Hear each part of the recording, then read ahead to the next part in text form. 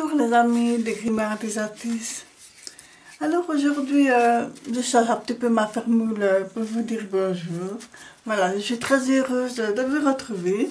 J'espère que vous allez bien et que vous avez passé une excellente journée de ce jeudi. Et nous voici en route pour le tirage des énergies de ce vendredi 25 juin. La semaine est passée très très vite.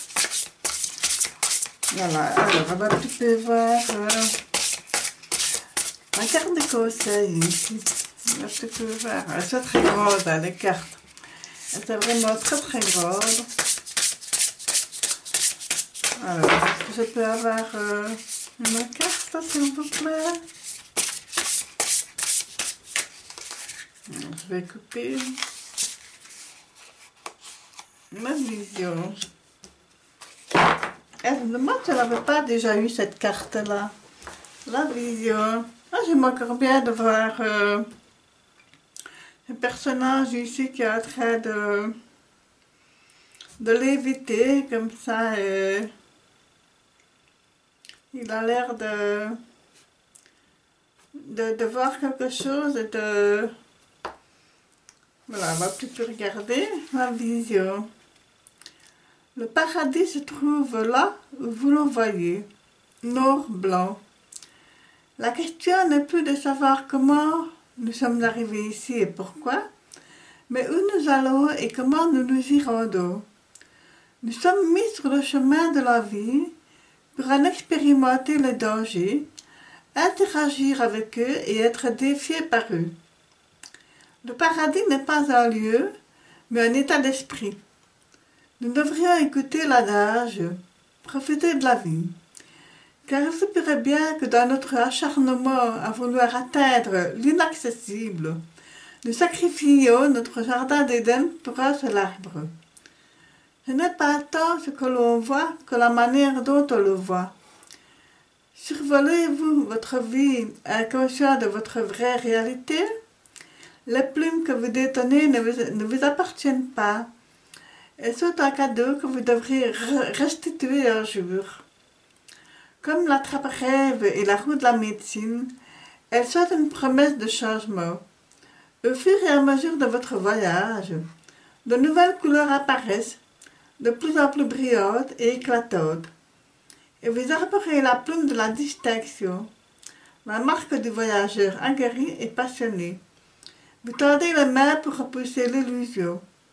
Le paradis se trouve devant vous, vos rêves se réalisent. Alors les amis, pour que les rêves se réalisent, on va essayer un petit peu de voir comment on peut mettre cela en place. Et pour ça, j'ai repris mon bon ami Pierre Madenier, tarot de Marseille,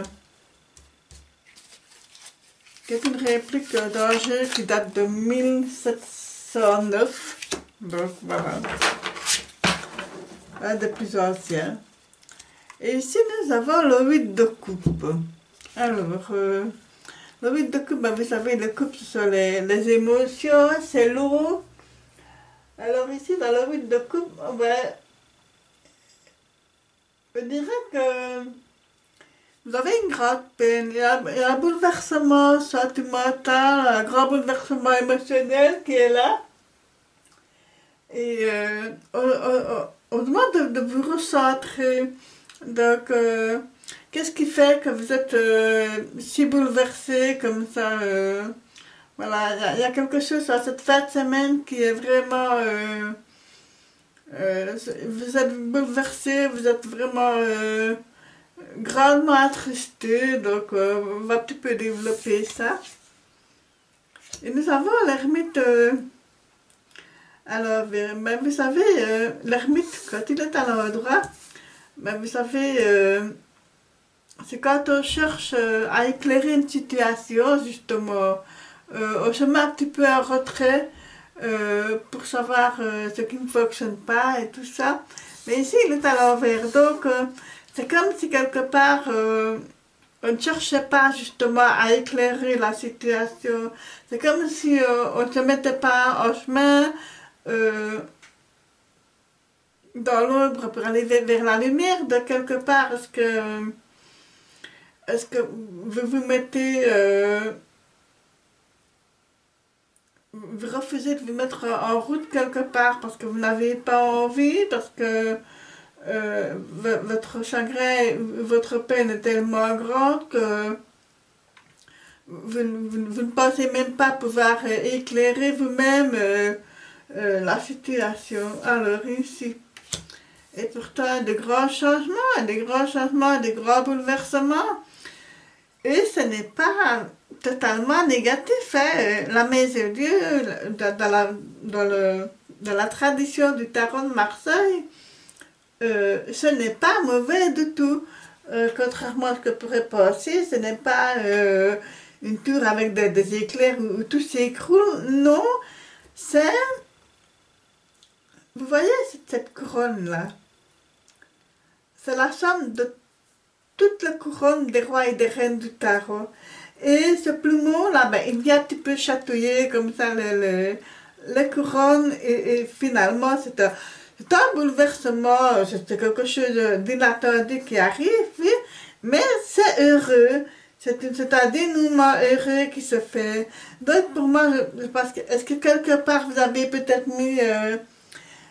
vous avez peut-être vu la situation plus pire qu'elle ne l'est réellement. Peut-être que vous n'avez pas pensé à trouver la solution, que finalement, ben, elle est là et de manière tout à fait inattendue. Donc voilà, et là, ce sont des données qui tombent.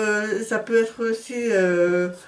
voilà, des solutions, et ce sont des personnages qui dansent. Donc voilà, finalement, on est heureux de la situation qui se dénoue de manière tout à fait inattendue. Et ben oui, l'impératrice, mais oui, bien sûr, oui, l'impératrice, vous savez, c'est la personne qui est maternelle, c'est la création, c'est le charisme aussi, c'est le côté maternel, bienveillant.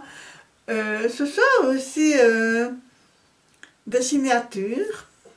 Voilà, donc peut-être que vous allez devoir peut-être relire certains papiers. Je vois des écrits de signatures. Il y a aussi le côté... créativité dans la gestion de l'idée, voilà. On a eu une idée et on est en train de vouloir tout doucement la mettre en place. Donc voilà, c'est toujours en état de gestation.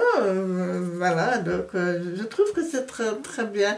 C'est une très, très, très belle carte, c'est très positif. Vous savez, les impératrices, elles sont tellement... sereine, paisible et en même temps si majestueuse. Là, voilà, donc je trouve ça très chouette. Allez, on va terminer par la carte médecine. Alors, un petit message de la carte médecine. Il est quand même étrange ce tirage. Il est étrange. Parce qu'on commence par la vision, et puis il y a celui de coupe que vous êtes totalement bouleversé, vous êtes grandement peiné, attristé, et puis notre ermite à l'envers, et puis tout d'un coup, voilà, au milieu de la journée viendra peut-être une solution auquel vous n'avez pas du tout pensé, et que voilà, vous allez...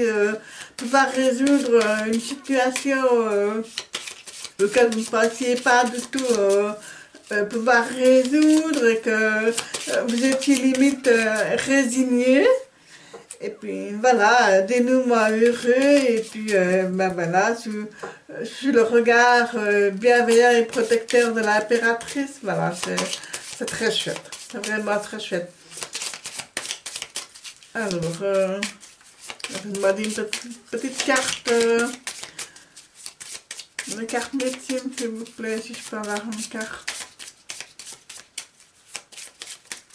Voilà. On va prendre. Le sanglier. Alors. Ah. Le sanglier. Rejette le mensonge. Confronte tes peurs et faiblesses. Cultive courage et vérité. Et c'est peut-être ça aussi dans la vision et dans l'ermite. Peut-être qu'avec l'ermite à l'envers, vous n'aviez peut-être pas envie justement de confronter votre peur, votre angoisse et vos faiblesses. Et que finalement, le sanglier vient dire merci. Il faut ouvrir les œillères, voilà, rejeter le mensonge et contrer les peurs, les faiblesses, etc., les angoisses, et justement cultiver le courage et la vérité. Parce que même si l'ermite est à l'envers, il est quand même en quête de vérité avec sa lanterne. La petite lumière là qu'elle a dans la lanterne. Il est en quête de sa vérité. Mais peut-être qu'il a un peu peur de découvrir sa vérité, mais voilà, donc je trouve que c'est bien le message du sanglier. Voilà les amis, n'hésitez pas à liker, à vous abonner si ce n'est pas encore fait, à commenter, je vous répondrai avec plaisir. Merci d'avoir passé ce moment avec moi. Je vous souhaite une excellente journée.